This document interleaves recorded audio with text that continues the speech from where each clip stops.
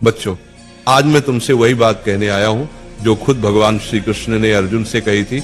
उठो, जागो और तब तक मत रुको जब तक लक्ष्य की प्राप्ति न हो जाए।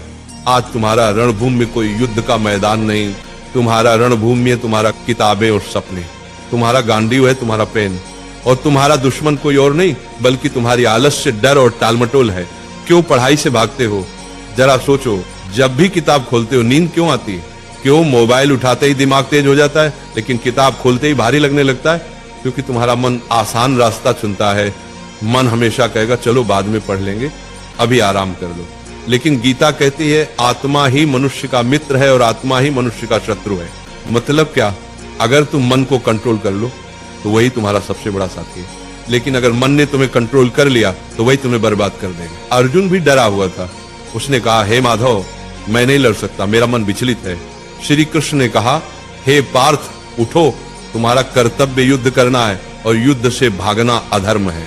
अब सोचो, अर्जुन को कुरुक्षेत्र का युद्ध जीतना था और तुम्हें अपनी पढ़ाई का युद्ध जीतना है। अर्जुन अगर मैदान से भागता तो इतिहास उसे कायर के रूप में याद करता। अगर तुम पढ़ाई से भागते हो तो आने वाली पीढ़ियां तुम्हें हारने वाले के रूप में जानेंगी। गीता का सबसे बड़ा संदेश है, कर्म करो, फल की चिंता मत करो। आज अगर तुम 5 घंटे पढ़ते हो तो तुरंत रिजल्ट नहीं दिखेगा, लेकिन ये मत सोचो कि मेहनत बेकार जा रही है। हर दिन का पसीना, हर दिन की पढ़ाई तुम्हारे अंदर ज्ञान और आत्मविश्वास का पहाड़ खड़ा कर रही है। फल अपने समय पर आएगा और जब आएगा तो दुनिया तुम्हारे कदम चूमेगी।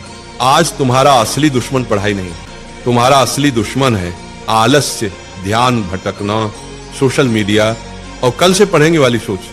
गीता कहती है संयम ही सच्ची विजय है। अगर तुम अपने दिमाग को मोबाइल से हटाकर किताबों पर टिकाना सीख गए तो तुम वही विद्यार्थी बन जाओगे जिसे देखकर लोग कहेंगे ये लड़का भगवान की दी हुई मिसाल है। याद रखो, अर्जुन ने युद्ध इसलिए जीता क्योंकि श्री कृष्ण उसके साथ थे। तुम्हारे पास भी श्री कृष्ण है, तुम्हारे गुरु, तुम्हारी किताबें और तुम्हारा विश्वास।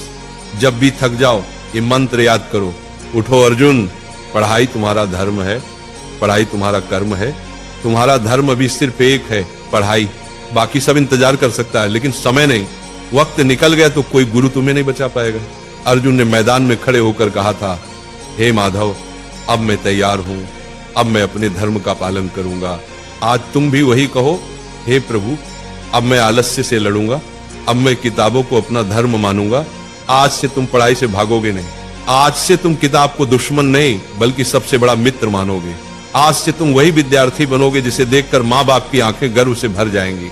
याद रखना, पढ़ाई ही तुम्हारा युद्ध है, मेहनत ही तुम्हारी गीता है और सफलता ही तुम्हारी विजयश्री है। और एक बात नाम जाप किया करो, राधा राधा। 24 घंटा में सिर्फ मुझे 24 मिनट देकर देखो, फिर तुम कहना।